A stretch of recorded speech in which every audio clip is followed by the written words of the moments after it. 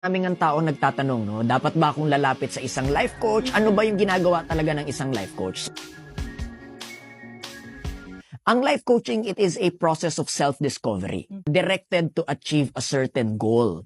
So, ibig sabihin, ang purpose talaga ng life coaching, hindi siya parang counseling na makikinig yung, let's say, counselor or therapist, tapos maglalabas ka doon ng sama ng loob mo. Hindi siya ganon because kailangan meron tayong ina-achieve the goal. Okay. Whether that's a relational goal sa pamilya or sa relationship, or maybe that's a financial goal, or maybe that's a about mental health goal, no?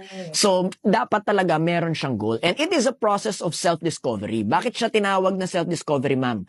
It's because a life coach must never tell you what to do.